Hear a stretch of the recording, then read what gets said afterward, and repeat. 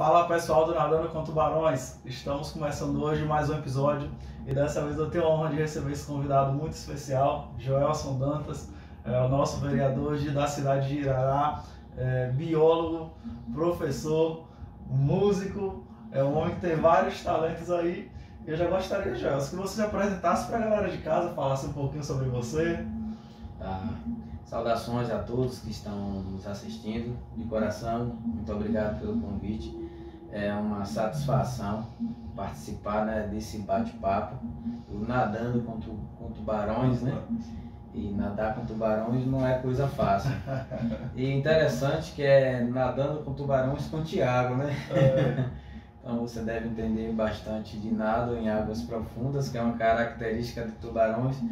Mas é aquela coisa, né? Se a gente deseja sonhar, alcançar águas profundas, a gente tem que entender um pouco desse espaço. E é assim que eu me defino, como um cara guerreiro, um cara batalhador, um cara que quer conhecer e fundo, não ter medo, mesmo nadando ao lado de tubarões.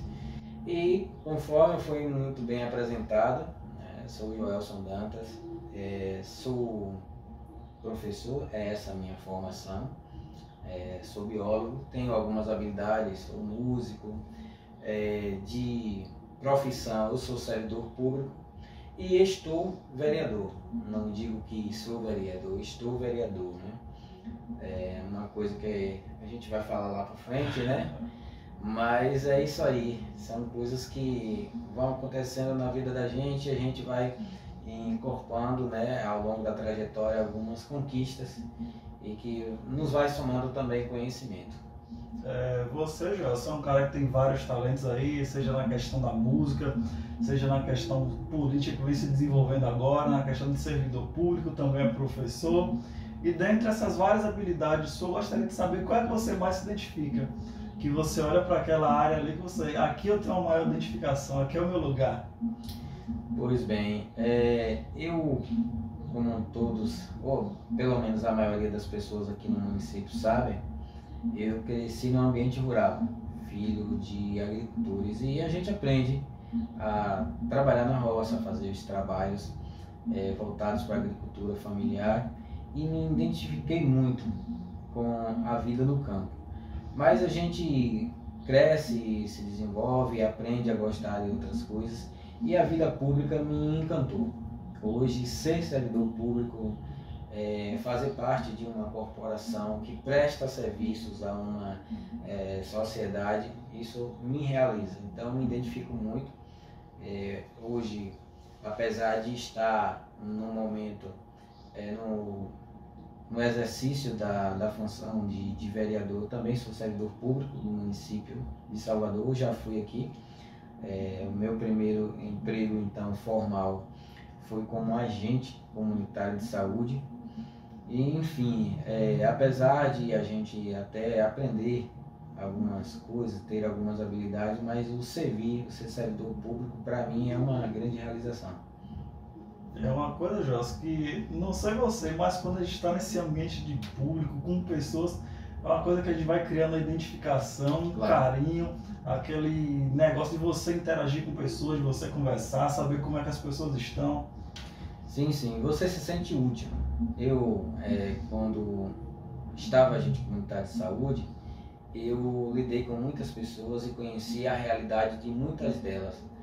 E a gente fica pensando, né, a dificuldade que essas pessoas passam e como a gente pode ser útil na vida dessas pessoas.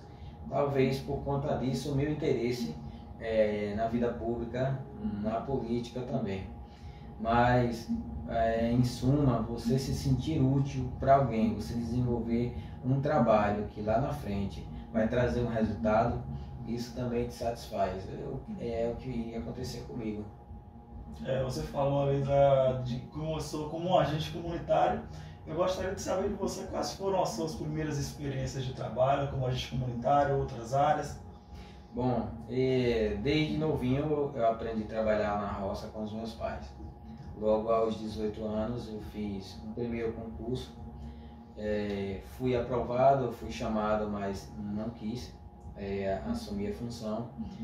E depois mais ou menos uns 6 meses, houve um outro concurso, eu passei para agente comunitário de saúde, atuei. Depois disso, trabalhei no INSS, depois trabalhei na área de saúde, fui vendedor, representante comercial, cobri aqui várias regiões, trabalhando com vários produtos na área de mercado. Alguns anos depois, há mais ou menos uns 15 anos atrás, eu fui desenvolver um trabalho junto à Secretaria de Serviços Públicos, quando eu fiz parte da assessoria do então secretário de Serviços Públicos, e lá essa questão de servir, ela ficou mais latente ainda. Era a Secretaria de Serviços Públicos de Salvador, e como é um município grande, cerca de 3 milhões de habitantes, você abre os horizontes para outras coisas, né? E aquela visão que eu tinha do servir, ela foi ampliada. Saindo de lá, eu fui aprovado no concurso, né, para a Guarda Civil Municipal, na época a Superintendência de Segurança Urbana e Prevenção à Violência, né? E sempre trabalhando na área administrativa. Foi quando me despertei para trazer o que eu tinha angariado lá como conhecimento, como bagagem, alguma contribuição para o município. E aí em 2016 eu resolvi, né, exercer a minha capacidade passiva de voto, né? Sempre desenvolvendo trabalho na comunidade, mas nunca pedi votos para mim. Em 2016 foi o nosso primeiro teste e o segundo teste em 2020. E uma coisa, Jos, que às vezes tem pessoas que querem sair candidatos assim do nada.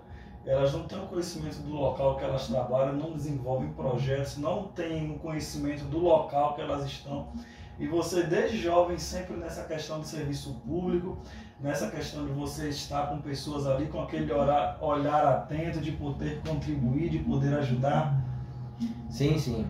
Desde a minha época de comunidade, e a gente envolvido no trabalho de organização associativa, fiz parte de associação, não só na comunidade, mas também na igreja. E a igreja é inclusive um ambiente fértil para você trabalhar a caridade, a filantropia, para você desenvolver esse espírito de grupo.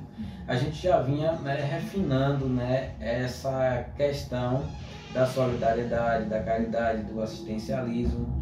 E com o passar do tempo a gente foi melhorando e conhecendo possibilidades, né? O que hoje torna as coisas mais fáceis para a gente, ao menos a nível de compreensão, porque nem tudo que a gente compreende é palpável, né? Nem tudo que a gente sabe que existe a gente consegue, vamos dizer, alcançar, porque depende de uma série de coisas. No mundo político, no mundo público é assim, mas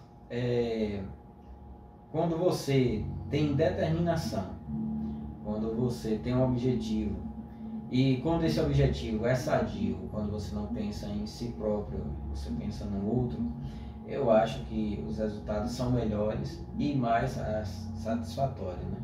Porque não envolve um sentimento, um desejo pessoal. Você falou sobre o que mais me realiza. E tem as questões de habilidades e algumas coisas que a gente se identifica. Eu falei da minha identificação com o setor público, apesar de que também passei pela área privada. Mas existem algumas coisas que também me encantam. E a questão da música, da arte também, eu acho uma questão fantástica. Sou músico, embora não tenha tempo de exercer como gostaria. Acho que você passa por isso também, que é um bom músico, um bom guitarrista, né? Eu toco um pouquinho de guitarra, um pouquinho de violão, amo mesmo a guitarra, um pouco de contrabaixo, mas desejo muito desenvolver a música, estudar, porque você sabe que a música é algo contínuo, né? A gente está sempre se atualizando, buscando, é uma terapia, é uma coisa que mexe na gente por inteiro. Então a gente consegue, vamos dizer, fazer com que as coisas andem juntas. Mas acaba que a dedicação à vida pública se sobressai mais. Até porque é onde está também a necessidade de você tirar o sustento, você é servidor público, você tem que trabalhar, e essa muita ocupação muitas vezes não nos permite nos dedicar a esses hobbies, a essas coisas que nos encantam como a gente gostaria. E você também, já é professor. E eu gostaria de saber de você quais foram as suas experiências, primeiras experiências como professor, como um mestre do ensino, uma pessoa que se dedica ali para ensinar outras pessoas. Eu tenho formação na área, apesar de que hoje eu não estou na área. Tive a oportunidade de trabalhar com públicos, inclusive, que me trouxeram uma visão bacana de educação, como a educação de jovens e adultos. Trabalhei também com a turma do ensino médio e a gente vê a carência de profissionais que não só tenham conteúdo, mas que também tenham um coração no ensino. Hoje eu não estou na área, efetivamente atuando, tive algumas experiências, ensinei no Góes Calmon, por exemplo, em Salvador, mas minhas maiores experiências foram no âmbito, por exemplo, da igreja, como professor de escola bíblica, como estudante de teologia, e aí a gente, nessa de passar o conhecimento, a gente acaba aprendendo bastante. E a gente percebe que a educação ela precisa evoluir bastante, e eu em particular sinto a necessidade das pessoas terem mais, digo, as pessoas que estão envolvidas no processo, né? E aí eu falo, as pessoas que estão na ponta, os colaboradores, os operadores e principalmente os gestores, terem um coração na educação. Não é só o cumprir o seu dever de investir recursos, de planejar, né? Mas de acreditar na educação como um importante instrumento de transformação. A vida como educador me ensinou bastante e grandes lições para a minha vida, né? Eu trago do que aprendi no ambiente acadêmico e das minhas vivências dentro da sala de aula, sobretudo. E só ia complementando que quando a gente está no ambiente acadêmico, a gente aprende tudo muito bacana, tudo muito bonitinho, e muitas vezes a gente, quando vai para o campo, lá na prática, as coisas são totalmente diferentes. Falta de material, de equipamento, uma total falta de interesse de alunos, talvez por conta do contexto em que vive. Tudo é muito desencantador quando você percebe que os governos não priorizam, não têm interesse na educação. Então, a gente ama, mas também tem esse desencanto. Mas não é por isso que a gente vai desanimar, e não é por isso que a gente deixa de amar o ser um educador, em colaborar com a população. E o que eu percebi, Gelson, que você falou é que o problema, às vezes, da educação é uma coisa muito mais profunda, é uma coisa que está ali na raiz. Porque a gente tem costume de falar, Gelson, às vezes que o nosso sistema de ensino não funciona, que às vezes tem alunos desinteressados ali, tem professores que não têm a formação adequada, mas a gente sabe que isso é um problema muito mais profundo, uma questão de administração, uma questão de onde aquelas pessoas estão situadas, o ambiente que aquelas pessoas estão. Será que está promovendo realmente o ensino, incentivando aquele jovem ali realmente a aprender, ou mandando para o colégio como uma forma de se livrar e o colégio tome conta? É uma coisa que a gente precisa entender, é que a responsabilidade da educação é de todos, não é apenas da escola.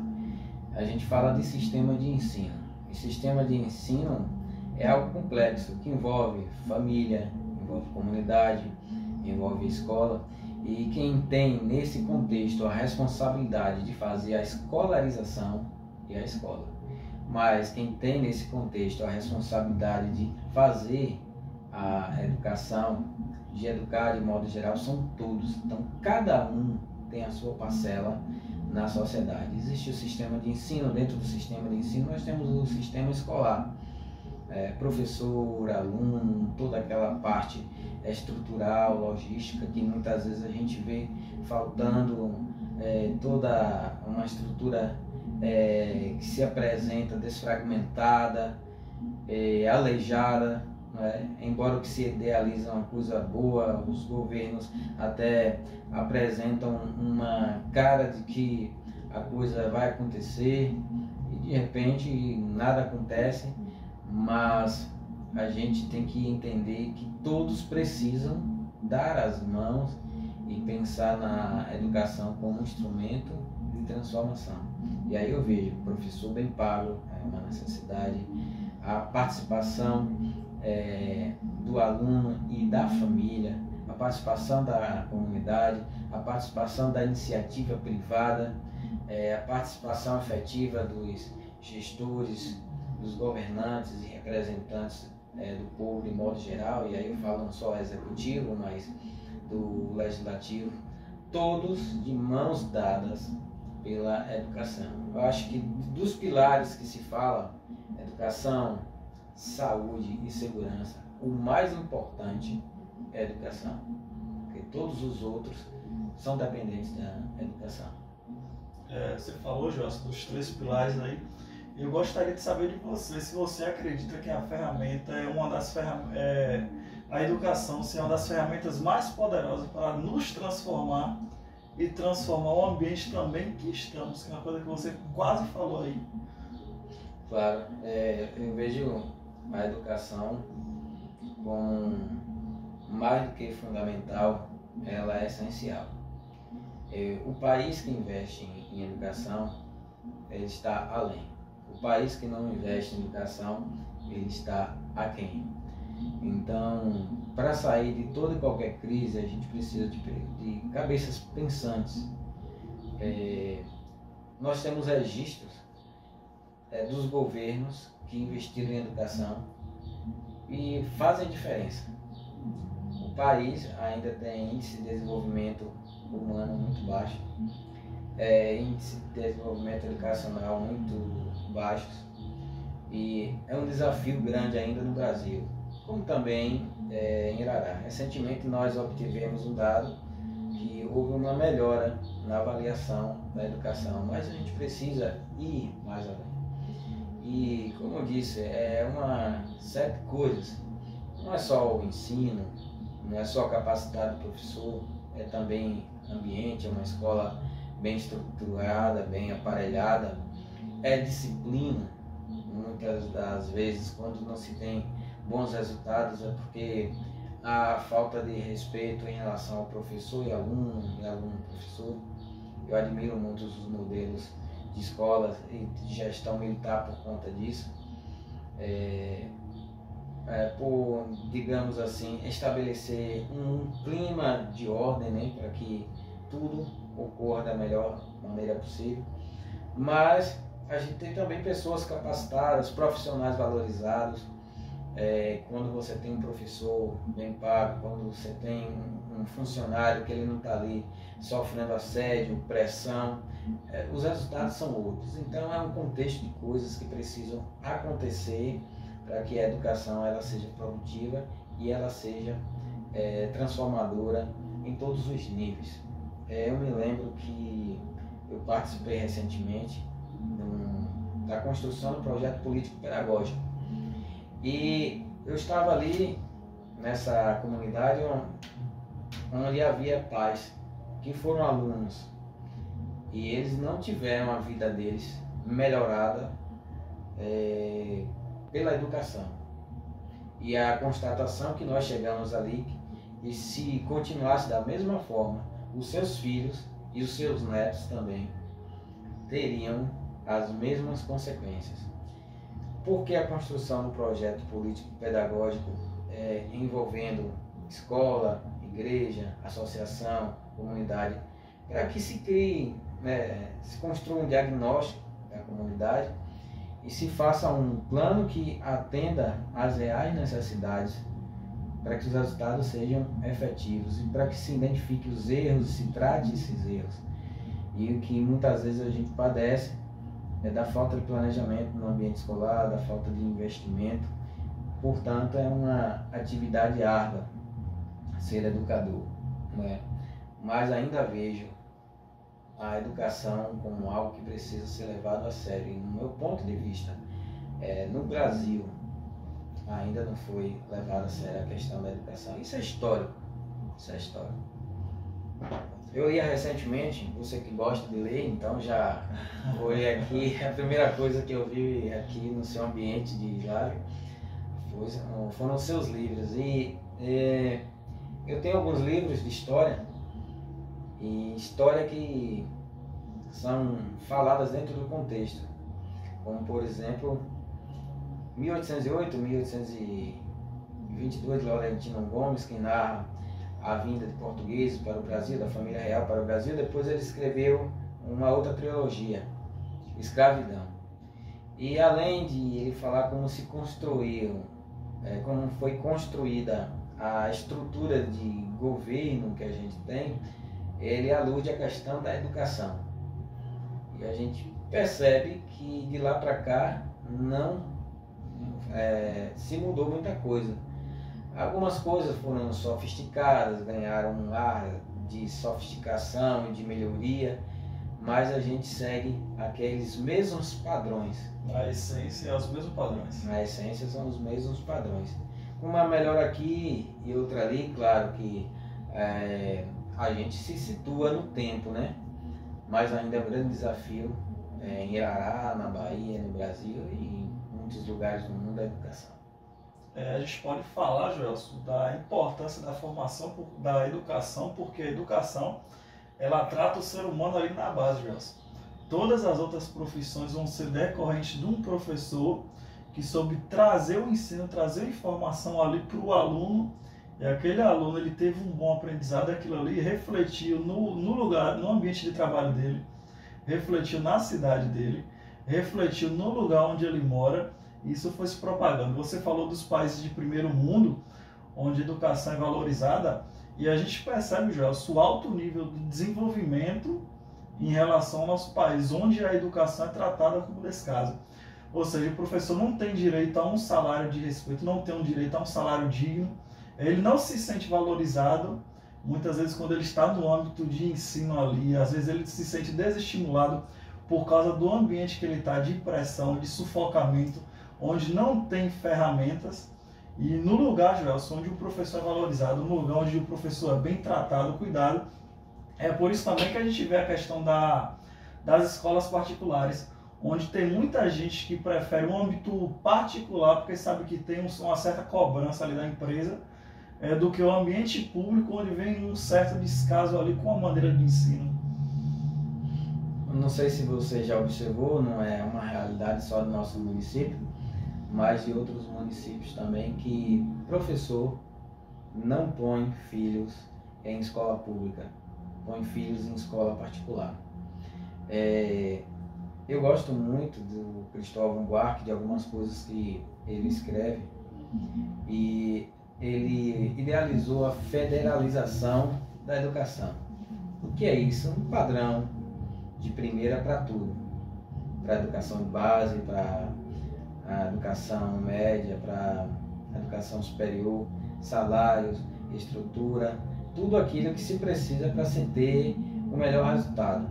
A gente não vê isso com uma realidade próxima e, na verdade, são projetos que acabam ficando no esquecimento, porque existe um modus operandi que acaba prevalecendo, o que está também na cabeça dos políticos, e aí eu falo de modo geral. Então, aquilo que a gente idealiza de melhor acaba não acontecendo, mas é preciso se investir, é preciso ver a educação como a base de tudo e como aquilo que transforma, né, uma cidade, um país, uma nação. Partindo, Gelson, para a questão da política, eu gostaria de saber de você porque a política é uma questão importante a ser abordada e não ser deixada de lado. Porque algumas pessoas têm um certo preconceito que política é um âmbito desagradável, que é uma conversa chata, que é uma conversa que não promove desenvolvimento, que é um blá blá blá, e isso aí muitas pessoas vão deixando de lado. Eu gostaria de saber de você por que é importante essa questão de você trazer política, falar sobre política, sobre o desenvolvimento da política, o que é que a política faz dentro do ambiente familiar, escolar, social. Um dos grandes culpados por todos os problemas que acometem a população brasileira são os analfabetos políticos, como definiu muito bem Bertold Brecht. São aquelas pessoas que não vê, que não ouve, que não quer saber de política. Quando se fala de política, as pessoas têm aversão. As pessoas acham que política tem uma estreita relação com a corrupção, mas essa corrupção que se fala, ela está em tudo. Ela está na família, ela está na igreja, ela está no âmbito de qualquer corporação. Não tem muito tempo, eu vinha da capital para o nosso município. Isso era uma quarta-feira à noite. Na quinta era feriado e na sexta as pessoas costumam enforcar, né? E o bate-papo de lá para cá, além da galera tá falando de futebol, todo mundo estava naquele anseio, né, de chegar no município, amanhã tem baba, isso, aquilo, outro. Surgiu o assunto política e começaram a falar de mensalão, começaram a falar dos políticos corruptos com muita indignação. E para aqueles colegas que estavam ali no carro comigo, política não era uma coisa que prestasse. E quem se envolvesse com política também se sujaria. E aí eu dei falta de um amigo e perguntei, cadê fulano de tal? Ele também não vê não. Afinal era véspera de feriado, dia seguinte feriado, depois uma sexta-feira que seria, vamos dizer, enforcada, e teríamos um final de semana muito longo.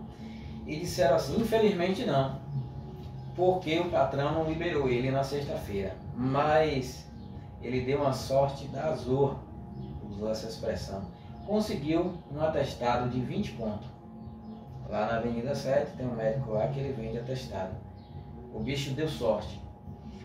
Falou com naturalidade sobre a compra de um atestado e falou com muita indignação do mensalão. E eu não vejo diferença nisso. Eu acho que quem fala do político, ele tem que andar correto. Como eu posso falar do político se eu permito uma propina para levar vantagem? Como eu posso falar do político corrupto se eu pego o acostamento no trânsito, se eu passo o sinal vermelho? Como eu posso falar de político se eu chego no ambiente, alguém deixa um celular e eu vou lá e desligo aquele celular para que o dono não possa reaver? Como eu posso falar de política se eu não sou honesto nas minhas palavras? Então eu acho que muitas vezes as pessoas estão focando essa correção no discurso no lugar errado. Não é só os políticos. Quando você conserta o homem conserta o voto. Quando o homem conserta o voto conserta o político.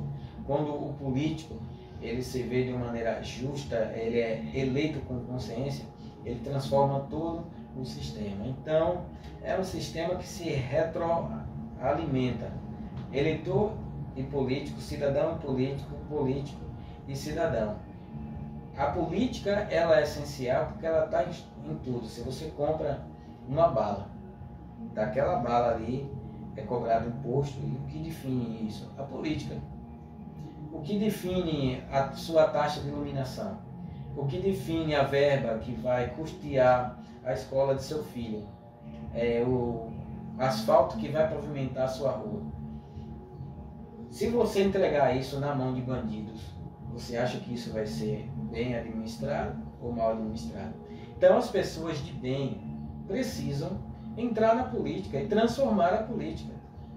Não vou entrar porque não é coisa que preste, não é coisa... E você vai deixar isso na mão de quem não presta? Então as pessoas precisam participar, as pessoas precisam assumir, as pessoas justas, as pessoas de caráter, cidadãos de bem, precisam entrar e transformar aquele ambiente e ver que a política é essencial, que não é esse bicho de sete cabeças, que não é isso que se pensa, porque tem muita gente honesta na política. O grande problema é o sistema, é o modelo que as pessoas entenderam de uma maneira errônea de política e quer que a gente trabalhe dentro desse sistema. E não sei se você ia me perguntar, Esse hoje é o meu grande desafio, enfrentar o sistema.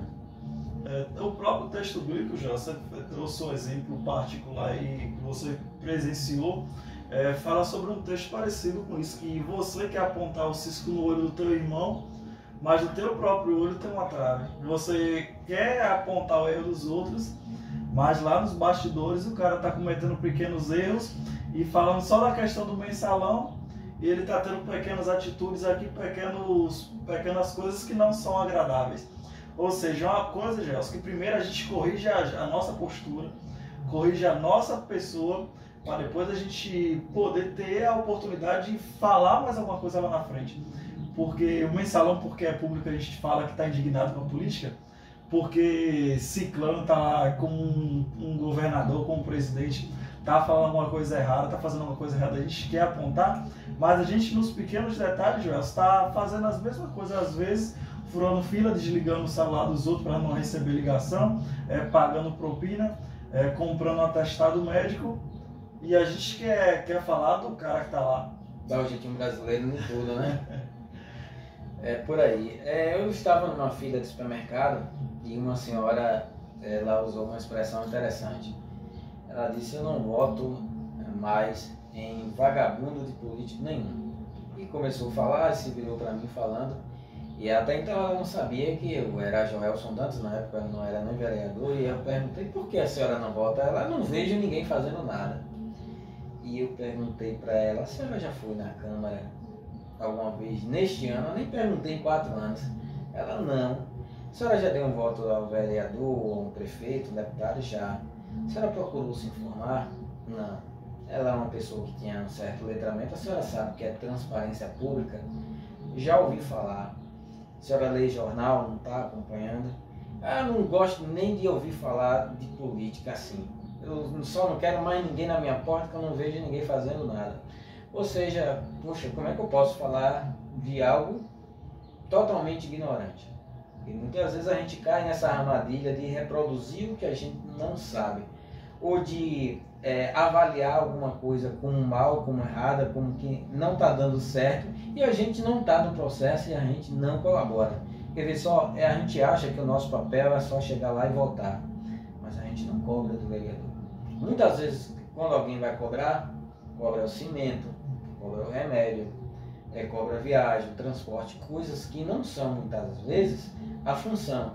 Por exemplo, o cimento, o remédio, não é função de um vereador ou de um deputado. Eles estão na ala da legislação, a obrigação deles é legislar, fiscalizar, normatizar, buscar meios para possibilitar o desenvolvimento de uma cidade, do estado, do Brasil, do modo geral. De quem é a responsabilidade, por exemplo, de uma cesta básica? É da Secretaria da Assistência Social, portanto, do Executivo. Um vereador, um deputado pode dar uma cesta básica, pode dar um remédio? Pode. Essa é a função principal? Não. Se ele fizer, ele pode alegar que fez, invocar aquilo ali para pedir um voto? Não. Ele já cometeu um crime. Isso é ilegal, isso é imoral. Então o que as pessoas precisam entender é que cada um tem o seu papel, só que esses papéis estão confusos. As pessoas têm como medidor da eficiência do político o dar, quando na verdade não é isso. Onde é que está a honestidade dele em voltar nos projetos? Né? Onde é que está a capacidade de ele enxergar a comunidade como um todo, estar ali presente e alcançar? E por falar nisso, a política assistencialista ela tem uma face que ela é muito nefasta e muito prejudicial. À medida que eu saio por aí para alimentar esse assistencialismo, dando para um e dando para outro, evidentemente que um salário de um político não dá. E então eu vou depender de alguém, de um grupo político, de alguém maior do que eu, de um empresário, e depois eu vou ter que ir lá e defender o interesse dele. Quando vier um projeto de lá para cá, muitas vezes eu posso estar de rabo preso, não ter a minha autonomia. Não, uma dependência, né, Gelson? Isso. E não ter a autonomia para votar conforme a minha convicção, para votar pelo que é do povo. E a gente está cheio de exemplos disso. Quanta gente aí votou, por exemplo, na reforma trabalhista, aprovando textos que não concordavam, mas por estarem de rabo preso, foram obrigados a votar. Quantas pessoas votaram, por exemplo, em textos que não aprovavam na reforma da Previdência e tantas outras reformas, mas por estarem de rabo presos, tiveram que votar. Não vamos muito longe, aqui no nosso município nós tivemos uma legislatura que apoiou, ou que votou no projeto que foi da aumento da taxa de iluminação, que foi nociva para a população, talvez por falta de conhecimento, mas alguns pelo espírito de grupo, quem sabe por estarem sem exercer a sua autonomia, acabaram votando. Então existe essa outra face, e as pessoas precisam entender o que é que um vereador faz na Câmara, o que é que um deputado faz na Câmara ou na Assembleia Legislativa, e qual é a responsabilidade de cada um, inclusive do prefeito, do governador e do presidente. Então são papéis que precisam ser esclarecidos, e no início aqui nós começamos falando sobre política, sobre educação. A gente precisa entender também que há necessidade de uma educação política. As pessoas precisam entender isso. É essencial? É. E as pessoas precisam entender a política na sua essência. Eu achei muito interessante essa questão da política assistencialista que você falou, porque, como você falou, a gente quer medir, às vezes, o candidato vereador pelo que ele dá, e não pelo que ele está fazendo em prol do social, do povo, da cidade. Mas se está me dando cimento, está dando remédio, se está dando bloco, se está dando areia, aí é bom. Mas se não estiver dando para cá, se não estiver só jogando para cá, ele não presta. E como você falou, ele vai tirando dele para dar ao povo, vai tirando de um cara, às vezes, que é maior para financiar ele, para ele financiar, e aquilo ali vai se tornando uma cadeia que ele começa a se tornar dependente de outras pessoas, e aquilo ali vai se tornando um ambiente de corrupção, porque é um tirando para dar ao outro, um tirando para dar ao outro, vai perdendo a autonomia, vai perdendo a identidade, e quando vai ver é só mais um candidato que tá de rabo preso, e tudo isso porque começou às vezes com aquela pequena atitude, achando que se você estivesse dando ali, contribuindo, era uma coisa que faria bem. E eu gostaria que você já esclarecesse, Joelson, um pouco mais a respeito do trabalho do vereador, como é que funciona o trabalho do vereador, como é que é o seu trabalho no dia a dia, esclarecesse mais um pouco dessa sua vivência. Antes de eu falar da minha vivência como vereador, eu só queria finalizar essa questão do assistencialismo e dessa forma como política é enxergada, falando sobre a origem da corrupção. Ela data há séculos e séculos, mas dentro da política ela nasce justamente por conta dessa necessidade de atender interesses individuais, tanto de eleitores quanto de políticos. Para atender esse sistema, que são feitos os acordos, que licitações são fraudadas, que são feitas as rachadinhas, superfaturamento de contrato e tantas outras práticas ilegais e imorais. Então, a gente precisa levar a política com seriedade. E isso começa, não é lá dentro da Câmara, da Assembleia, do Congresso Nacional. Isso começa no âmbito de cada unidade habitacional, o pai falando para o filho trazendo aquele valor que aprendeu da escola, cooperando com o que já tem dentro de casa, e aí a gente construindo aquela boa concepção de vida, de mundo, e absorver a política não como algo ruim, mas como algo que transforma. A juventude ela precisa se despertar para exercer o seu protagonismo político na sociedade. E sempre associado ali, Joelson, com a questão da educação. Sempre associado com a questão da educação. A educação, ela abre o horizonte, ela clareia as trevas, ela tira todo o engano e ela transforma.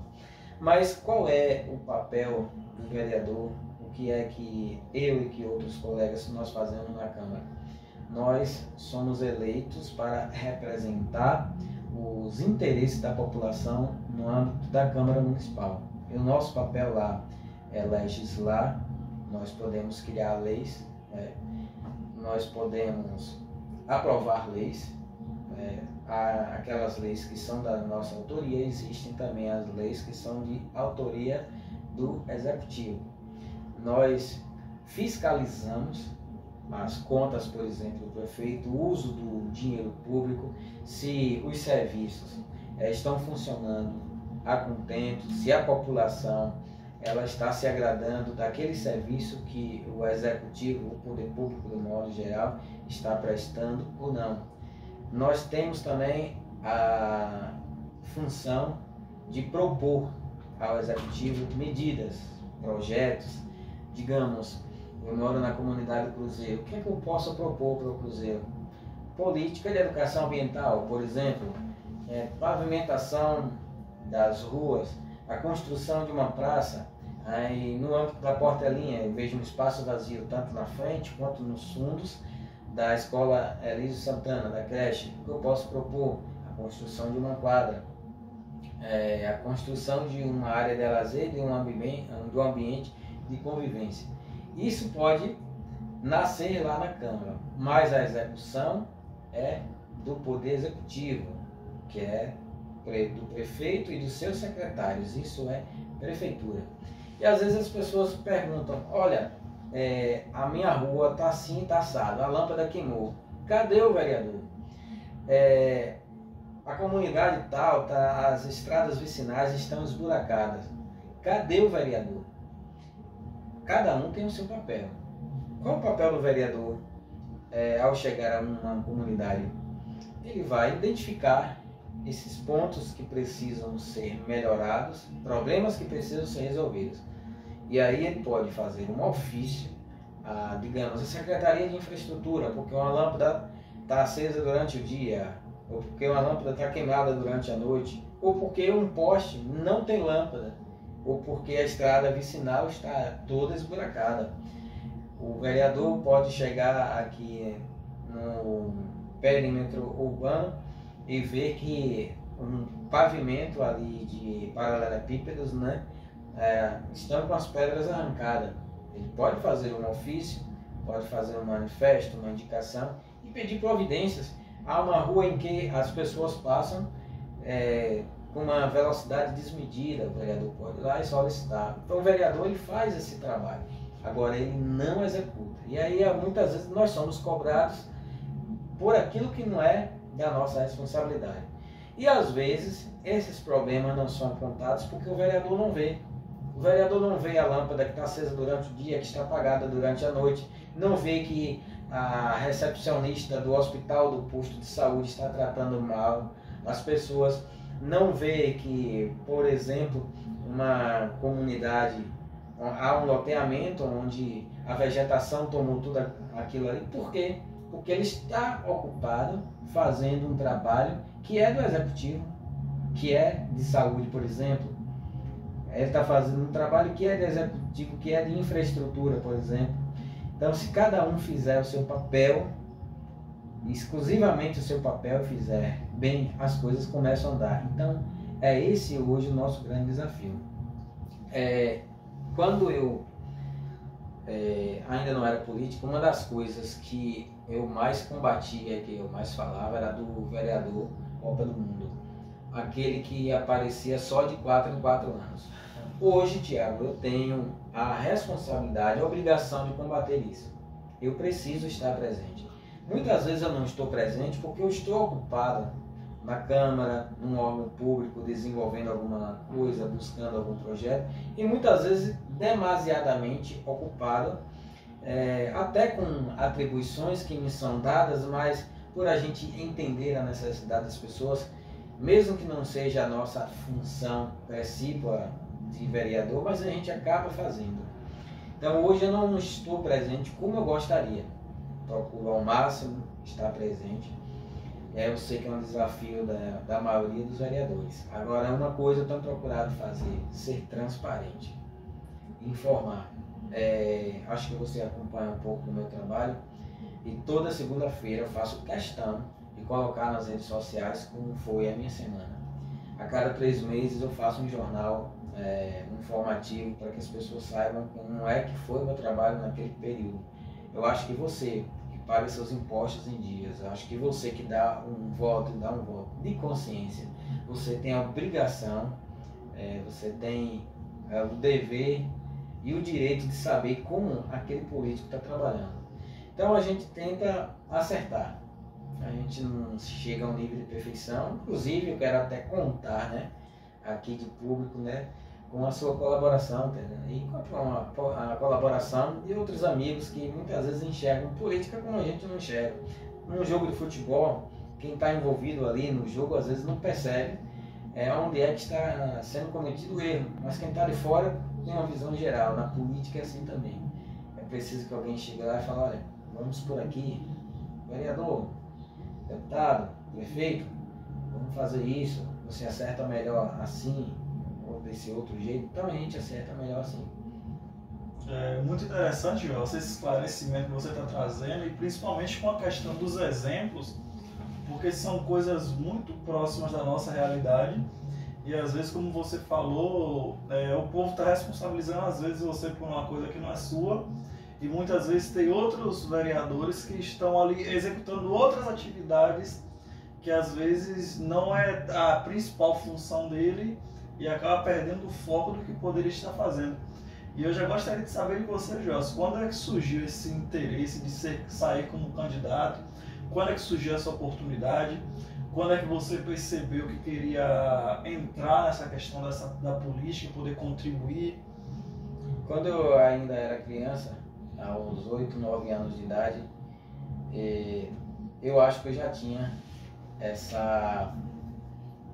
digamos, esse gosto pela vida pública. Eu lembro que meu pai assistia ao jornal e aí se falava da inflação, a inflação estava tanto, que a carne subiu não sei quanto, e aí se falava de congelamento de preço, e veio aquela fase do URV e tudo, e se tinha aquela péssima variação na época do governo de José Sarney. Depois veio o plano real, as coisas começaram a estabilizar, e naquela época eu pensava assim, se tem tanto dinheiro e tanta gente passando fome, se um dia eu for político, eu vou procurar ser diferente. Eu já pensava.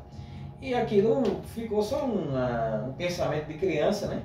Criança pensa em ser tudo, caminhoneiro, mestre de karatê, astronauta, jogador, por aí, né? E aí quando eu tinha mais ou menos uns 12 anos, eu vi uma cena que me deixou triste. Nós tínhamos um dos momentos melhores da sala de aula, da escola, né? Que era o momento da merenda. E tinha aquelas gostosas merendas, né? Quem não lembra do arroz com a soja e a cenoura? Quem não se lembra daquele gostoso arroz com a carne de sertão, um feijãozinho, uma farofa, uma simples farofa? Parece que as carnes daquela época eram diferentes, né? E aí eu me lembro que a gente entrou na fila da merenda e quando era possível pegar 2 vezes, a gente ia lá novamente. E um colega meu, ele foi nesse dia com um short de elástico, não lembro como hoje, e ele pegou 2 pedacinhos de carne, colocou assim e dobrou. E aquilo me marcou e eu perguntei para ele, por que você está colocando essa carne aí? E ele disse assim, porque lá em casa não tem nada. Então estou levando para poder comer mais tarde e dar minha mãe também. Aquilo nunca saiu de minha mente. Envolvido com a atividade associativa, tanto no âmbito da igreja quanto da comunidade, na época eu era agente de saúde, a gente vai tendo também com situações que vai te despertando a necessidade de você fazer algo por alguém. E aí esse desejo foi nascendo, foi crescendo, foi desenvolvendo. Em 2012, quando terminou as eleições para vereador e prefeito, na tarde, quando eu cheguei em casa depois de voltar, eu disse assim para minha esposa, apenas para ela, eu serei candidato daqui a 4 anos, o que você acha? Ela, eu não gosto de política, você sabe meu pensamento, eu sei que é essencial, mas de participar eu não gosto, de me ouvir eu não gosto, mas se você quer, se é o seu desejo, eu vou lhe acompanhar. E em 2016, 4 anos depois, eu fui candidato. Um dos mais votados, o mais votado do meu partido, porém não fui eleito. falta de coeficiente partidário na época. E em 2016, assim que se passaram as eleições, eu voltei para agradecer as pessoas, para conversar com elas.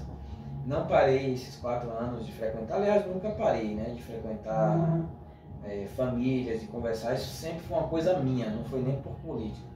Em 2020, eu tive uma votação maior ainda e fui eleito.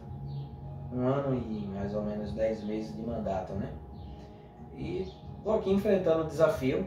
Não tenho a pretensão de me eternizar, de fazer carreira longa na política, né?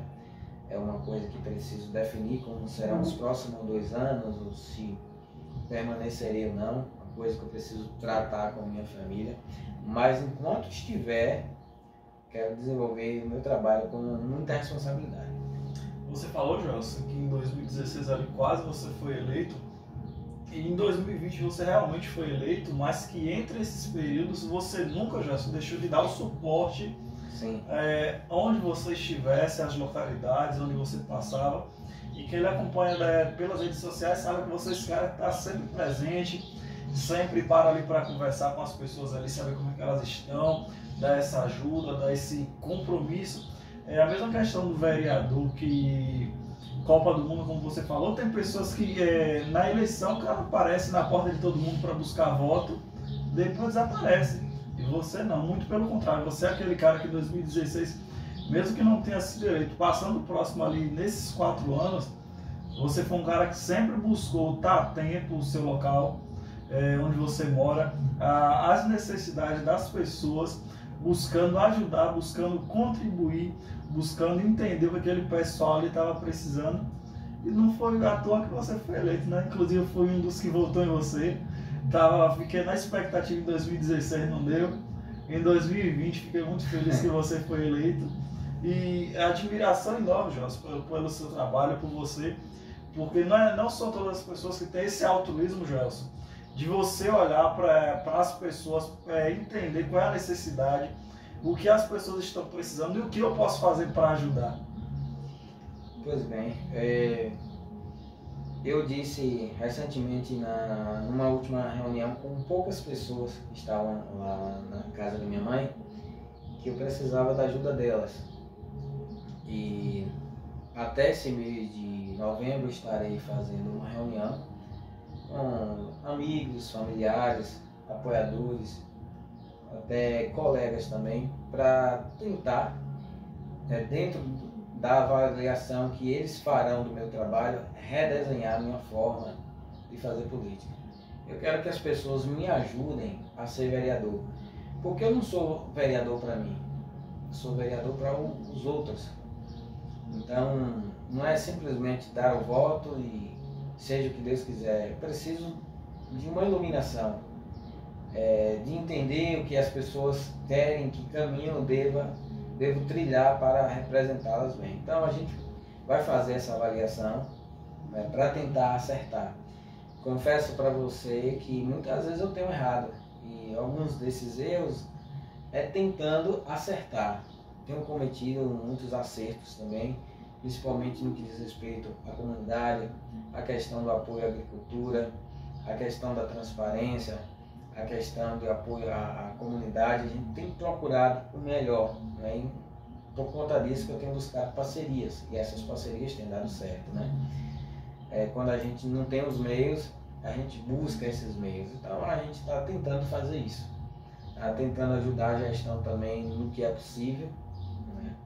Mas eu já te adianto que tem sido difícil, porque, como diz minha mãe, é muita lida para pouca vida.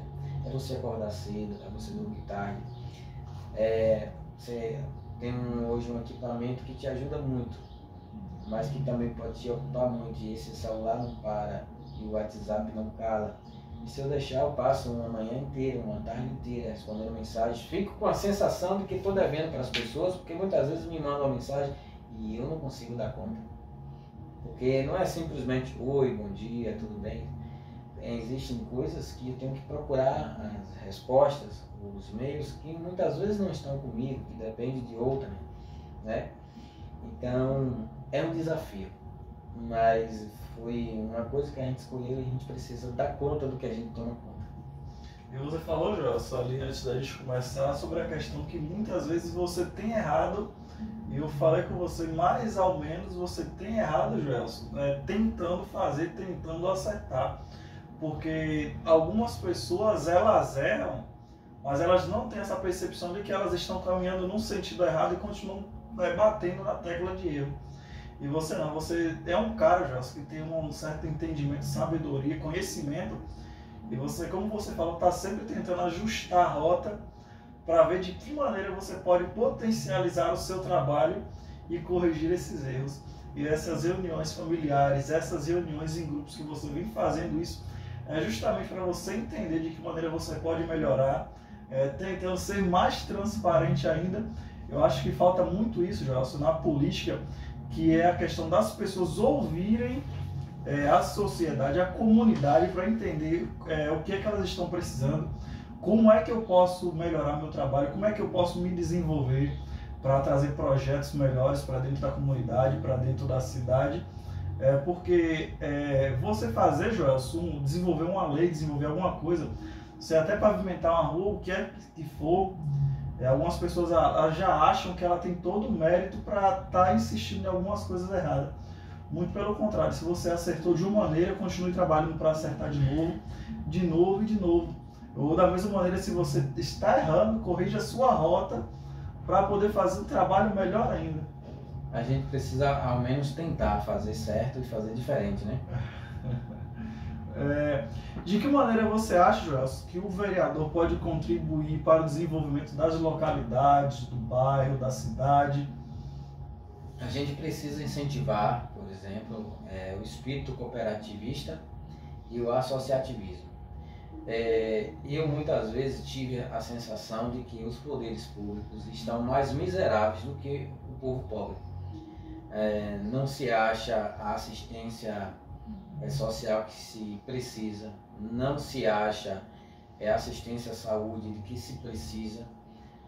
Todos os serviços estão pendentes de alguma forma em alguma área e não é uma realidade de Irará. Então a população ela precisa arregaçar suas mangas, chamar para si a responsabilidade, não isentar o político, claro, nem o agente público da sua responsabilidade. Não só transferir a sua responsabilidade para ele também, né, Joelson? Mas as pessoas precisam se organizar e a gente percebe que as pessoas têm dificuldade de se reunir, de se associar, de ali construir um projeto, e muitas vezes quando se constrói esse projeto atende a uns sim e a outros não. É um desafio para toda a comunidade. Hoje a gente tem, por exemplo, vou falar em associação, uma dificuldade muito grande em ter associações adimplentes com todos os seus documentos e certidões em vias, né, vamos dizer, de receber em dias para se receber algum benefício. E aí, não vou citar nomes, mas algumas associações, comunidades deixaram de receber caixas d'água, máquina agrícola e outras coisas mais, participar de editais por conta de não estarem organizados. Porque nem tudo vai acontecer pela prefeitura. Nem tudo é a Câmara, os órgãos públicos, os secretários que vão promover. A associação, quando ela se mobiliza, ela consegue. Aí eu falo dessa associação, por exemplo, aqui do Cruzeiro, que por conta de estar em dias, por conta de estar organizada, conseguiu uma máquina agrícola, conseguiu um tanque. Você tem uma associação aqui na região, que é a nossa associação do Cruzeiro, que tem uma rádio comunitária. E outras associações que eu citaria aqui, que tem alcançado verbas e desenvolvido projetos que são benéficos para a comunidade. Então, por que a Câmara não incentivar isso? Uma das coisas que foi até um projeto de minha autoria foi a criação do Banco de Ideias Legislativas. Nem tudo o vereador enxerga. Às vezes o cidadão quer que algo aconteça lá, mas como ele fazer isso? E aí nós apresentamos à Câmara o Banco de Ideias Legislativas. O que é isso? é um link de comunicação entre o cidadão e a Câmara. Então, vamos dizer, nosso vizinho aqui, seu Orotilde, né? Na sua avançada idade, com a experiência que ele tem, eu tive sempre o sonho de que isso ocorresse lá na Câmara. Como é que eu faço? Tem um banco de ideias, ele pode chegar lá e propor, e aquela ideia dele vai estar lá disponível para um vereador. Dá uma olhada, dá uma melhorada, se for o caso. Né? Seu Daniel da padaria, ele tem uma ideia, como é que eu faço? Ele pode chegar e ir à Câmara e depositar lá a sua ideia. Inclusive, nós já cobramos nesses dias para que esse banco esteja disponível no site da Câmara Municipal. Porque tem gente que não tem tempo de ir lá presencialmente, de levar o seu projeto, de apresentar, para que o vereador ele olhe e veja se é passível de um projeto de lei ou de resolução, mas tem a facilidade de utilizar isso aqui, né? Então isso aqui é uma ferramenta importante. Nós propusemos a criação de um sistema de ouvidoria que contemplasse tudo. Nós propusemos a criação de um aplicativo em que você pudesse ter acesso às leis do município, que você pudesse reclamar e até fazer a avaliação do vereador, todas essas coisas. Então, como é que o vereador ele pode colaborar? Propondo, né, essas melhorias e buscando também esses meios. Por exemplo, nós tivemos agora em 2022 eleições. É natural que um vereador ele faça uma parceria com um determinado deputado para, em troca disso, buscar, né, cobrar deles melhorias, indicar melhorias para o seu bairro, para o seu município. Este é um caminho. O outro caminho é o vereador propor ao executivo e buscar meios junto ao executivo, porque não é só você chegar lá e criticar. Eu acho que a política coerente é você criticar quando tiver de criticar, mas quando você tiver de elogiar, você elogiar. Não é só você criticar, mas você apontar também a solução. Não é só criticar e apontar a solução também, vamos juntos buscar essa solução. E eu acho que a medida mais acertada é quando a gente faz junto, é quando a gente busca essas soluções de maneira conjunta, é quando a gente colabora. Eu sempre falo que quem é situação não é para dizer amém tudo. E quem é oposição não é também para sair por aí esculhambando. A gente tem que ter uma coisa que cabe tanto na situação quanto na oposição, que cabe na política, é a coerência. A coerência a gente precisa ter. Acho que respondi, né?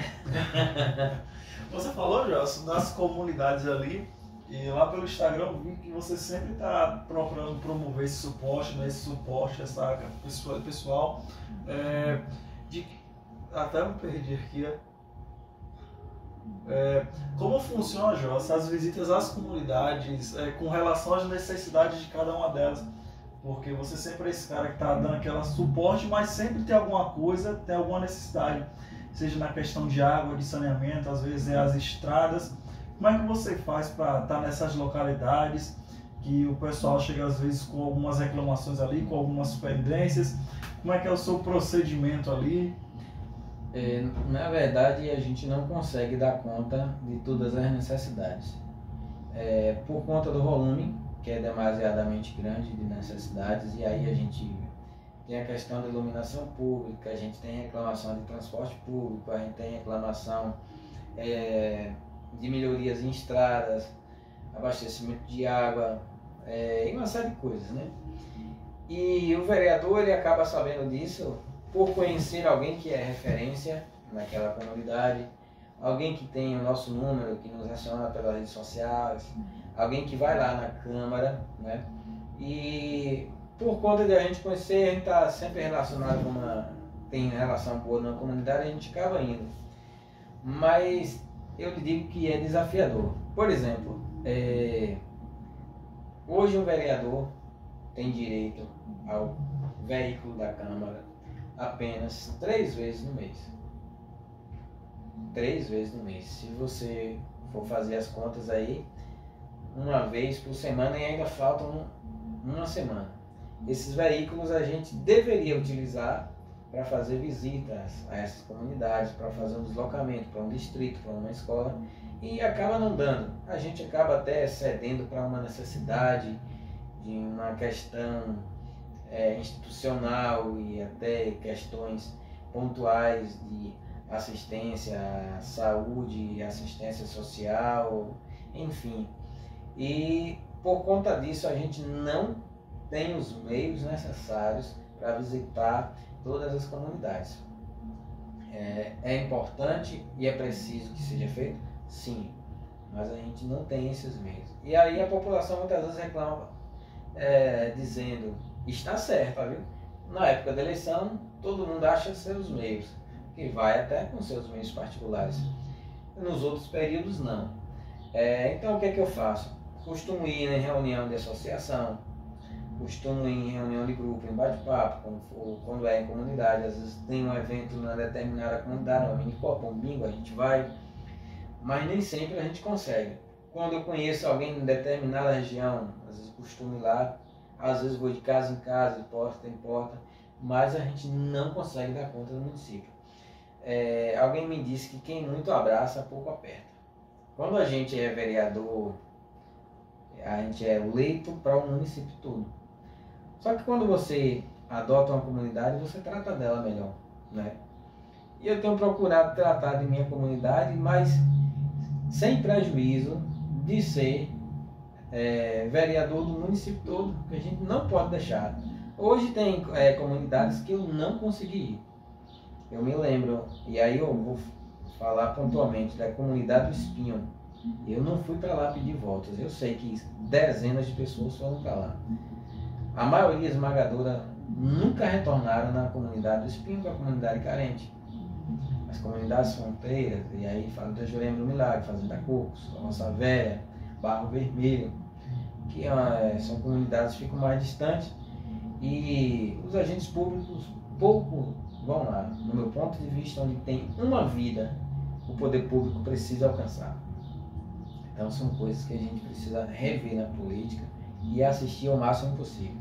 Então eu procuro ao máximo frequentar a esses lugares, embora boa parte do meu tempo também eu dedico ao expediente na Câmara. Tem pessoas que vão lá para falar comigo. Como eu faço parte da mesa diretora cameral, tem uns dias que eu fico lá para atender alguma coisa. Não admito eu aprovar um projeto sem que eu o leia, sem que eu saiba no que eu estou votando, o que eu estou assinando, para não cometer erros que muitas vezes foram cometidos. E a luta continua. E vem dias melhores para a nossa cidade, né? E o que eu percebi, Gelson, em tudo aí que você falou até o momento, o quanto é desafiador a questão política. Porque a gente fala, não, Gelson, todo mundo fala que o vereador foi eleito, agora é vida boa, agora se vire lá para trabalhar. Mas até então, Gelson, você tem que compartilhar com a gente aqui, são vários desafios, que mesmo diante desses desafios você tem tentado trabalhar, tentado dar essa assistência, dar esse suporte. Na verdade, se a gente for atender a tudo, a gente fica com um saldo devedor muito grande, principalmente para conosco mesmo. O impacto social, prejuízo familiar, porque nem tudo é recurso, é questão de tempo também. Então, a gente tem que racionar, trabalhar com sustentabilidade. E a população tem necessidades que são urgentes. E quando se tem uma necessidade, a primeira pessoa que é pensada muitas vezes é o vereador. Hoje eu acordei cedo. Domingo eu deveria, digamos, acordar um pouco mais tarde. Eu não sei o dia que eu acordei 7 horas da manhã.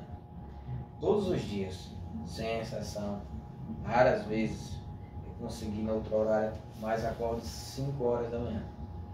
Durmo 11, meia-noite, às vezes passando desse horário. E às vezes você conciliar o seu pessoal, o seu particular, seu familiar com isso, é complicado. Então a gente tem que ter um equilíbrio para você não deixar de ser pai, não deixar de ser amigo, não deixar de ser filho, não deixar de ser esposo.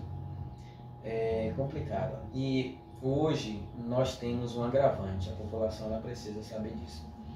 Nós não temos uma sede própria da Câmara. O que nós temos é um salão com 2 pequenas salas onde funciona a secretaria da Câmara e a diretoria financeira, né?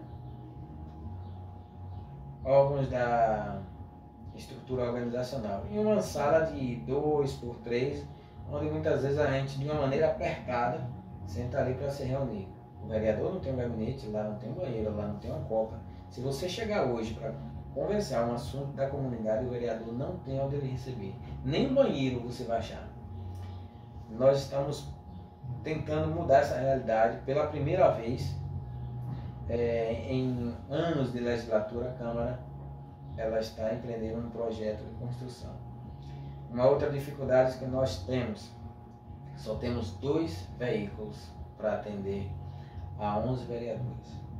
Isso dificulta o nosso andar pelo município. A Câmara dá o veículo, mas não dá o combustível. Por exemplo, tem um carro. Eu gasto, por exemplo, um valor absurdo mensal, cerca de 20 a 27% do meu orçamento com consumo de combustível, porque o da Câmara não dá. Então é uma opção minha de eu colocar o combustível no meu bolso para andar. Outra dificuldade, nós não temos um único assessor. Para que serviria esse assessor? Para nos auxiliar em alguma atividade administrativa e a gente ficar livre para estar com o povo, para estar na comunidade, para idealizar, para pensar, para projetar. A gente não tem. Temos alguns funcionários lá que fazem um trabalho de secretaria, fazem um trabalho lá na diretoria financeira, com processamento de dados, toda aquela parte contábil, né? Mas a gente não tem suporte de absolutamente nada, senão desses servidores que, com muita garra, com muita disposição, sou muito grato a eles, muito grato a eles. Se não fosse eles, a gente, o pouco que produz, a gente não produziria. Então, temos toda essa dificuldade. A legislação atrasadíssima. Se hoje você me perguntar se eu conheço toda a legislação, não. Onde é que está toda a legislação? Isso passa por aí. Algumas a gente acha no Diário Oficial. E aquela legislação anterior ao Diário Oficial está digitalizada? Algumas sim, outras não. Quando foi publicado, ninguém sabe. Então a gente não tem um controle desse acervo. Nossa lei orgânica do município está defasadíssima. Nosso regimento interno defasadíssimo. Existem leis muito importantes que, se fossem cumpridas aqui na cidade, nossa cidade seria outra. Essas leis não são cumpridas. Então, existem esses desafios que a gente precisa enfrentar. É um trabalho muito no escuro, né, Joelson? Muito no escuro. Coisas que a população precisa saber. E eu estou à disposição para vomitar isso para a população. Porque a população precisa saber. Não é só glamour, né? Não, de jeito nenhum. E aí as pessoas perguntam: por que você é vereador? Pô, a gente gosta da vida pública. Isso são desafios que despertam o interesse da gente. Tem lucro financeiro ou alguma realização? Não. Se você for colocar no frigir dos ovos, hoje um vereador ele ganha muito bem. Quem não ganha é um guarda civil. Aliás, a gente não tem guarda em Irará ainda. Quem não ganha é um gari que precisa ganhar melhor. Um enfermeiro que está aí na luta pelo piso. Tem gente que nem um salário tem, ou emprego tem. Tem gente que não está nem ganhando um auxílio emergencial, o Auxílio Brasil, né? Mas é uma atividade que, se você não abrir os olhos, como muitos não abriram, e a gente ouve notícias como essa, sai devendo agiota. E não é minha índole. E também não é minha índole trabalhar com recursos dos outros. A gente tem que trabalhar com o recurso que nos é disponibilizado. Mesmo que alguém ache que o político é ruim, a gente precisa ter essa honestidade, né? Então tem todos esses desafios, mas nosso trabalho na Câmara é esse, e a gente tem que procurar trabalhar com o que tem e melhorar e otimizar isso. É o fazer muito com pouco. Você, Gelson, tem origem ali familiar ali do campo, origem de família agricultora.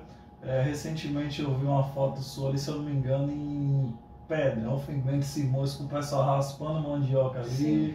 E eu gostaria de saber de você de que maneira eles são feitos, Gelson. Trabalhos para desenvolver essa questão da agricultura familiar, porque a gente tem uma cidade muito baseada na agricultura e nós temos muitas vezes agricultores, o pessoal do campo deixando do campo para vir para a cidade, sendo que a gente tem uma cidade muito forte nessa questão da agricultura. A nossa farinha, que eu digo aí, que é bastante representada aí. E de que maneira são feitos os trabalhos, Gelson, para incentivar esse povo do campo a continuar trabalhando?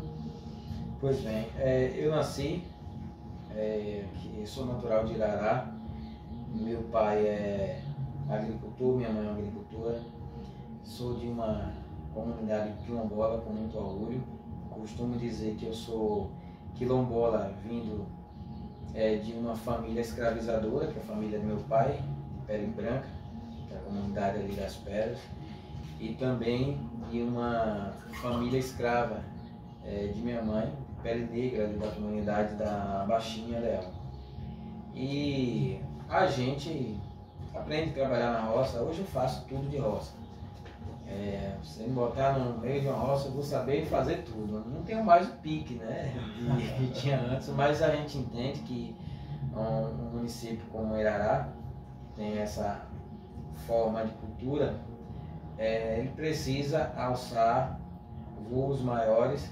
Afinal, os meios de produção se sofisticaram, a gente sai daquela coisa manual para meios que possibilite uma produção maior, eficiente e de qualidade. E o que a gente percebe é que os incentivos são poucos.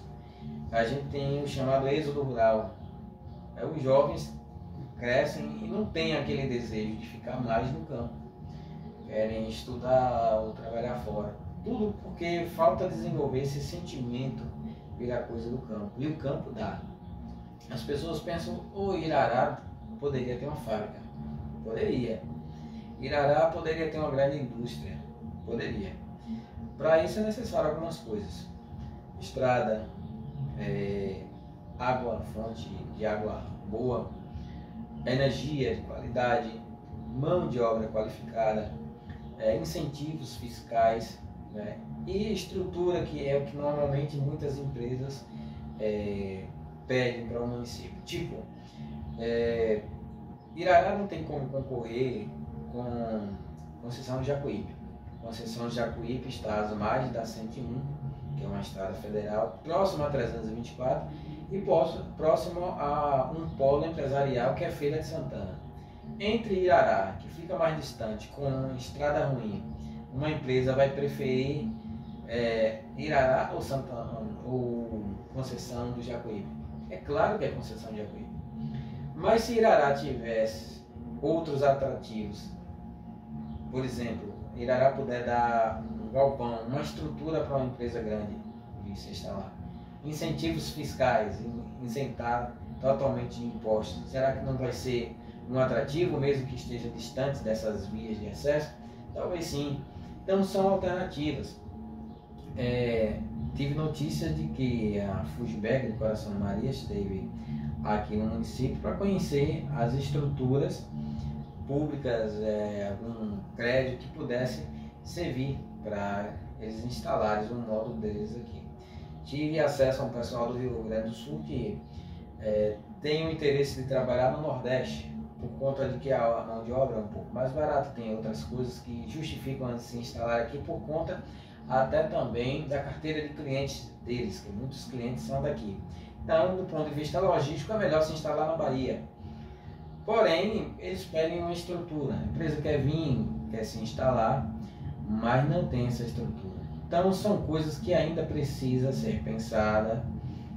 Quem sabe o município buscar meios para construir essas estruturas e ofertar para que essas empresas possam vir. Enquanto isso não acontece, que é o sonho de muita gente, porque a gente não sei o que a gente é. de sangue agricultor, né? De formação, de berço. Boa parte das pessoas de Irará aprendem tudo na roça. Por que não investir na nossa grande indústria, que é a nossa mãe terra? E aí é uma crítica que eu faço. A gente precisa de investimento na agricultura. Assistência técnica, pesquisa de solo, incorporar conceitos de quintais produtivos, de rotação de cultura, de agroecologia e sistema de cooperativa para melhorar os nossos produtos, processar, dar um selo de qualidade, colocar no mercado, garantir um mercado. A gente está aqui. O que falta cabeças que pensem isso e estejam dispostos a pensar nisso. Então, se o campo não planta, a cidade não janta. Mas muitas vezes o campo planta e não tem a organização para escoar esse produto, colocar lá no campo. Então, a gente precisa se organizar em associação, em cooperativa. O pequeno produtor precisa de incentivo, seja de uma máquina agrícola, seja de adubo. Então, a gente precisa pensar e de uma forma organizada. Nós temos aqui em Irará alguns potenciais. A nossa feira é uma feira magnífica, a maior feira da região. Nós temos o maior comércio da região, com o maior número de bancos. Nós temos uma comarca, nós temos aqui uma companhia independente de polícia, o INCS, o fórum, chegou agora uma defensoria pública. Isso vai dar uma elasticidade com essa vinda agora da defensoria muito grande ao município, mais do que já é. Só que a gente precisa organizar esses potenciais que a gente tem. Por exemplo, comércio, a concepção de comércio que se tem é de que ele só ocorre aqui no centro da cidade. Mas e a venda de Nelson, ali no distrito do Bento Simões? E a venda de seu Zerino, de seu Damião na Boa Vista? E o comércio que tem ali de Chico, da Carol, de Chico da Piedade? Onde é que está uma barraca que você passa ali que está às margens da 324 aqui no Candeal? Por que eu não posso pensar no comércio ali da Lagoa da Madalena, né? Ou ali do Lago? Porque a gente não unir todas essas forças que a gente tem. E não é só comércio. O sistema de transporte influencia. Aí você tem o transporte alternativo, complementar, o pessoal que faz a linha para Feira, para Salvador, para Oriçanga. Você tem pessoal que faz o trabalho de mototáxi. Você tem o setor de feira. Então, por que não organizar todas essas categorias e construir para Irará um plano de desenvolvimento econômico e social?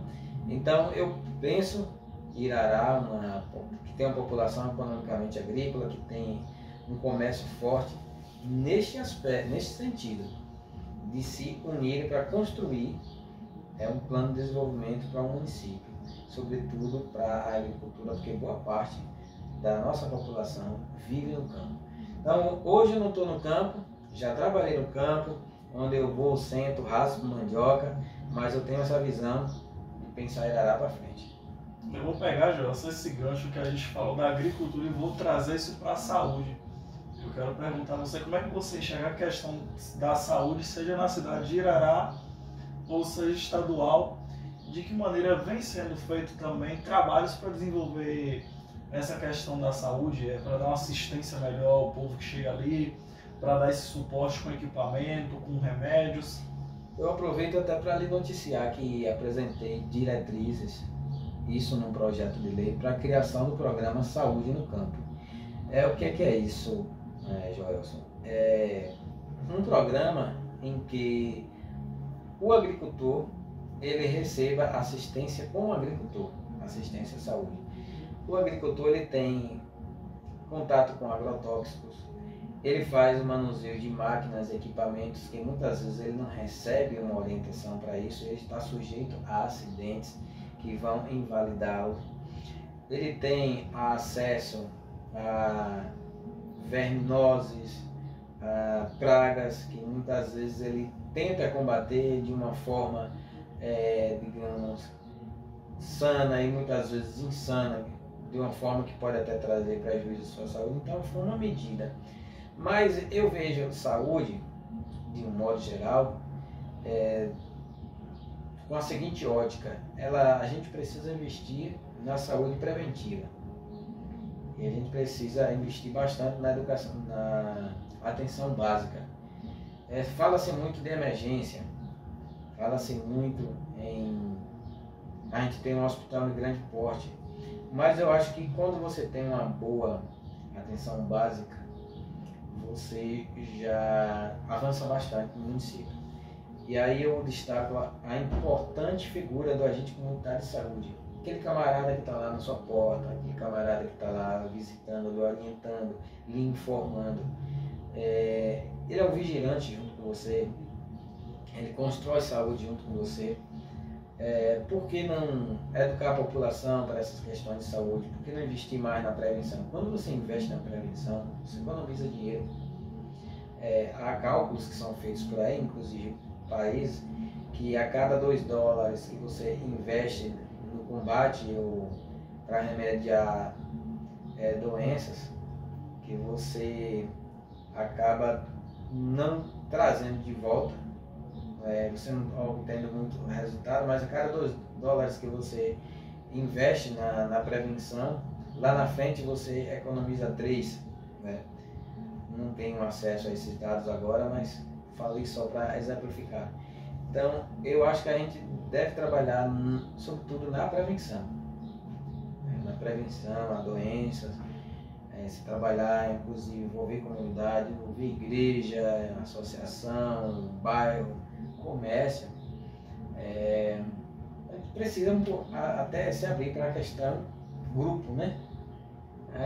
Vou tratar aqui o cidadão de um a um. É interessante, mas vamos envolver todos, vamos educar, vamos incorporar o conceito de educação em saúde, que é um conceito que muitas vezes é esquecido. Eu acho que a prevenção é tudo. A saúde do nosso município precisa melhorar, o nosso estado precisa melhorar. Falo porque eu ando muito em hospitais por aí, e nesse quesito saúde pública nós estamos aqui. E não é a realidade de Irará, é a realidade de Bahia, Brasil. Lamento, mas é essa a realidade. Como você falou, Gelson, existe um grande investimento para tratar, às vezes, a causa ali na questão das emergências e não da prevenção. Conscientizar pessoas antes, e o cara só deixa para investir quando já acontecer alguma coisa depois.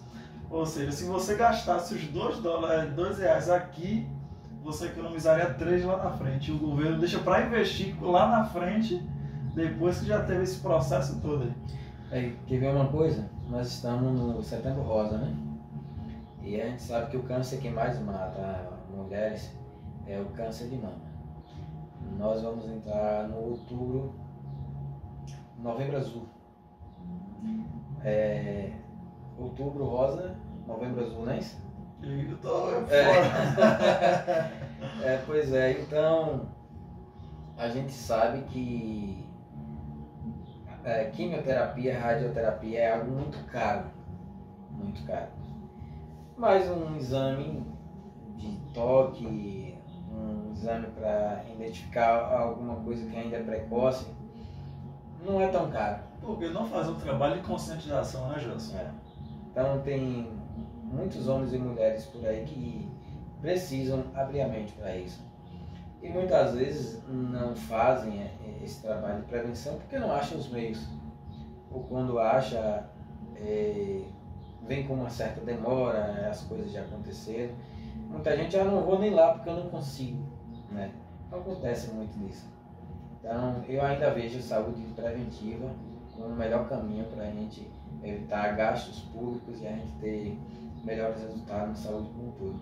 É a minha opinião. Melhor tratar aqui na fase inicial do que tratar a causa, né, Gelson? Pois é. Eu gostaria de saber, Gelson, hoje, qual é a maior dificuldade, qual é o maior desafio que você enfrenta na cidade de Irará como vereador? Aquilo que você tem tentado combater e que você tem percebido que tem sido um desafio? A participação da população na política, sobretudo dos jovens, e a ignorância das pessoas com relação à política. As pessoas precisam participar da política. Hoje a gente transmite as nossas sessões pelo Facebook e através da Rádio Irará FM, e a gente percebe que nesses canais a audiência poderia ser melhor, e não é. A gente não tem sessões que a gente faz com 1 ou 2 pessoas lá de público. Viemos de uma pandemia, mas essa é uma cultura muito antiga. Eu me lembro quando não era vereador, eu fui em uma dessas sessões e no plenário só tinha eu e mais outra pessoa. E os demais vereadores no dia, inclusive, haviam faltado 4 ou 5, né? Então as pessoas não estão participando por alguns motivos. Porque não se interessam, ou porque as nossas sessões não estão sendo atrativas, porque as discussões não estão chamando atenção. Tudo isso precisa ser avaliado. Quando a população ela participa, eu acho que a gente constrói melhor. Então, para mim, esse é um grande desafio. O outro desafio é você ver a necessidade das pessoas e você não tem muito o que fazer. Você até propõe, você até cobra, mas muitas vezes as coisas não ocorrem. Isso te deixa triste, uma sensação de impotência, né? Principalmente o que diz respeito à assistência à saúde, à educação, à assistência à saúde, à assistência social, à educação. Vejo que tem tido suas evoluções, mas são desafios muito grandes. Eu sei que o país atravessa um momento difícil e é uma realidade minha de vereador de Irará, mas é também uma realidade de vereadores de cidades pequenas, de todos os municípios aqui da Bahia e do Nordeste. Ou seja, sobre o que eu peguei primeiro ali que você falou, um dos maiores desafios é a participação da população. A população se conscientizar a respeito da força que tem, a respeito do poder que tem nas mãos, para poder se unir, para fazer um trabalho colaborativo, para poder trazer o desenvolvimento para a cidade. Isso, e saber o que esperar e o que ter também na política. Você quer ver? Às vezes há pessoas que estão com sede, né? Porque na sua comunidade não tem um sistema de abastecimento de água. Elas preferem muitas vezes ter um copo de água naquele momento para matar sua sede, mas muitas vezes não quer esperar um pouco, se organizar e ter uma fonte que vai matar sua sede todos os dias. Aí você fala, por exemplo, vamos investir no esporte. A gente sabe que esporte move principalmente a juventude de Irará e principalmente o futebol. Dar uma bola é interessante, patrocinar um evento é interessante, fornecer um ônibus para uma competição é interessante. Tudo isso significa, mas a bola vai furar, aquele evento vai passar. E onde é que está o acontecer? Onde é que está o esporte sendo visto como um elemento de transformação? Onde é que está a revolução? Para você despertar a juventude, conferir para elas mais do que lazer, mas uma perspectiva de vida, a autoestima, você tirar jovens da marginalidade, você diminuir com o esporte os níveis de delinquência. Onde é que está o esporte? Está só no campo ali, que alguém forçadamente ou com muita dificuldade fez um evento, ou o esporte, por exemplo, está no âmbito da escola, no âmbito da comunidade, uma forma de integração, de ressocialização, de inclusão social. E tem muita gente que batalha daqui e dali. Eu vejo algumas escolas aqui que fazem um esforço descomunal para levar jovens para participar de uma competição. E a gente precisa pensar, por exemplo, em esporte nesse sentido. E isso não depende só do vereador, não depende só da Secretaria de Cultura, Esporte e Lazer. A população ela precisa também ela ser propositiva, ela estar junta, ela construir, talvez ser chamada, né, para essas construções e até chamar também. Então, eu acho que depende do outro. A população ela precisa cobrar o que ela precisa e abrir a visão para cobrar o que é justo cobrar. De uma maneira geral, Joelson, como é que você enxerga atualmente o nosso momento político brasileiro, seja na questão da saúde, na questão da corrupção que muito se fala, na questão de desvios, na questão da educação? Qual o balanço que você faz atualmente desse cenário da política do nosso país? No quesito corrupção, eu não vejo o Brasil como o pior país do mundo. A gente sabe que tem um jeitinho brasileiro e muita gente quer dar em tudo. Mas o Brasil, no ranking dos países em corrupção, salvo engano, estava na 70ª posição. Não sei como está agora. Inclusive há países europeus que têm níveis de corrupção mais do que o próprio Brasil. E quando a gente fala de Brasil, a coisa que a gente mais fala é da corrupção. E houve acontecimentos, muitos de 2000, de 16 anos para cá, que nos chamam muito a atenção. A gente tem uma Petrobras que não é mais a mesma, a gente tem a inflação que subiu, quase 14 milhões de desempregados, e aí há aqueles que culpam a esquerda, há aqueles que culpam a direita. Nós tivemos aí também 2 anos de pandemia, nós tivemos uma guerra na Ucrânia, então tudo isso fragiliza o país, mas eu vejo o Brasil como um dos países mais ricos do mundo. O voto é um instrumento de mudança, é quando a gente decide, e agora a população tem essa arma nas mãos para manter ou mudar conforme que cada um julgue, certo? Conforme que cada um pensa. Não vou aqui legislar a favor de esquerda ou direita, de A ou B, mas é um momento que depende de cada um de nós eleger o que a gente acha ideal ou votar no menos pior. Mas eu vejo hoje que o Brasil atravessa uma das maiores crises que já passou e que a gente precisa mudar esse país. E isso não está em partido, está no esforço mútuo, no brasileiro que não desiste nunca, cobrar dos seus governantes.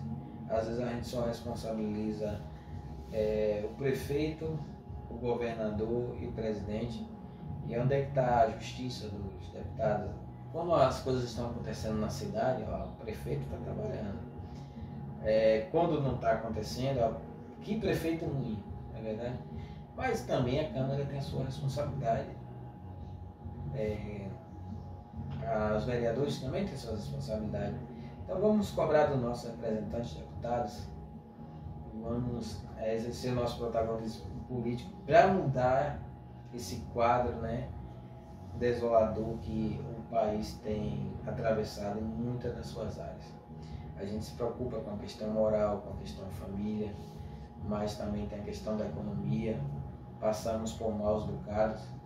Eu me lembro que alguns anos atrás eu passava num supermercado próximo ao órgão em que eu trabalhava, e aí eu comprava um frasco de azeite de oliva de R$ 6,50, trazia para casa, dentre outros itens, né? Recentemente eu passei lá, estava de R$ 22, aquela mesma marca. Então são coisas que a gente pensa e que a gente constata aí nesse momento que o país não vai bem, e por muitos motivos. É minha opinião. Já partindo, Joelson, para a gente finalizar esse bate-papo aqui, essa gravação, eu gostaria que você deixasse uma mensagem para o público de casa, algo que você leva com você, alguma reflexão a respeito da questão política, alguma reflexão, alguma ideia a respeito da pessoa acreditar no potencial que possui para se integrar nessa questão política. Eu acho interessante esse título que você tem, que você deu, né, para a sua página, né, no YouTube, Nadando com Tubarões, com Tiago Manuel. Nadando com Tubarões, com Tiago Manuel. Quando a gente quer mergulhar em águas profundas não é só fôlego, é habilidade. Não é só fôlego e habilidade, é você ter a certeza de que você terá inimigos. Você está mergulhando em águas profundas e você muitas vezes enfrenta peixes pequenos e peixes grandes, de dentes afiados, que querem te devorar. E você tem que ter habilidade, né, para mergulhar profundo e alcançar os seus sonhos. Tem uma frase que eu sempre digo, que o pessimista vê a dificuldade na oportunidade, mas o otimista vê a oportunidade na dificuldade. Eu já tive momentos difíceis na minha vida, muito difíceis. E quando eu me decidi entrar na política, eu achei quem me apoiasse e achei quem também quisesse me prejudicar, porque é um ambiente de competição. Em todo ambiente há competição. E a competição é natural que ela haja. Agora, os argumentos, as formas que se utiliza para se competir, que muitas vezes são injustas e muitas vezes imorais. E isso chega a ser desanimador. Mas quando a gente tem um objetivo, a gente não pode olhar para trás. A gente precisa olhar para frente. A gente precisa acreditar. A gente precisa ter fé. Ter fé num Deus que pode tudo. Acreditar no talento que o Senhor nos deu. A gente precisa ao menos tentar. Porque a minha felicidade, ela não depende do outro. Não posso depositar no outro a responsabilidade pela minha felicidade. Eu tenho que primeiro acreditar em mim. Eu tenho que primeiro me validar. Então, se eu quero que eu primeiro acredite, que eu busque os condicionantes, os meios, as formas, me imuna de toda a força necessária para fazer aquilo, mas também que não deixe de contar com a parceria, que não tenha aquele orgulho de falar só eu posso. Eu preciso do outro. E foi com o outro que eu consegui, foi com minha família que eu consegui, foi com meus amigos e irmãos que eu consegui. E a mensagem final que eu deixo é: a gente consegue, acreditando, tendo força de vontade, com companheirismo com as pessoas certas e acreditando que Deus ele pode fazer tudo, se nós acreditarmos. Tem um trecho que diz assim, um trecho da Bíblia Sagrada que diz assim: o Senhor conservará firme o propósito daqueles que acreditam. Uma outra linguagem diz: Deus conservará o propósito daqueles que acreditam com firmeza, né? Então, acreditar, ter fé é o caminho para tudo. Joelson, eu gostaria de deixar para você o meu muito obrigado pela sua participação.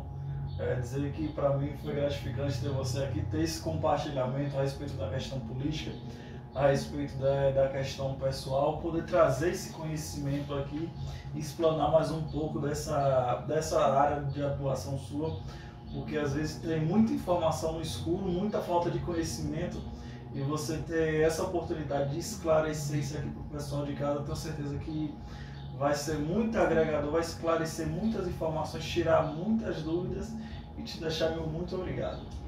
Eu de coração quero agradecer a você, Thiago Manuel, por essa iniciativa, por esse canal de conhecimento, de informação para as pessoas, e quero dizer que estou à disposição para participar de outros bate-papos, inclusive a gente pode até pensar na parte 2, né? Na parte 2, e quem sabe trazer não só a questão política, mas outras coisas também. Vamos falar de música, quem sabe. Com certeza. E pedir para você, Joelson, deixar os contatos para a galera no Instagram, como é que o pessoal te encontra, como é que fala com você. O meu WhatsApp é o 75, é o 98115 1048. E o meu Instagram é Joelson Dantas Irará, Joelson Dantas Irará, ou Joelson Dantas no meu Facebook. Minha rede está lá aberta. Estou à disposição de todos, de críticas, de sugestões. A gente não está sujeito só a elogio, não. Aliás, as críticas nos ajudam mais do que os elogios, né? Com certeza. Nos impulsionam a mudar. Então, de coração, meu muito obrigado e Deus nos abençoe. Pessoal, se você gostou desse vídeo, comente, curta, compartilhe, deixe um comentário aqui para Joelson, marca Joelson lá no Instagram, entre em contato com ele também. E Joelson, eu vou propor um desafio para você. Eu vou falar nadando com e você fala tubarões, certo? Vamos lá. Nadando com Tubarões. Valeu, pessoal!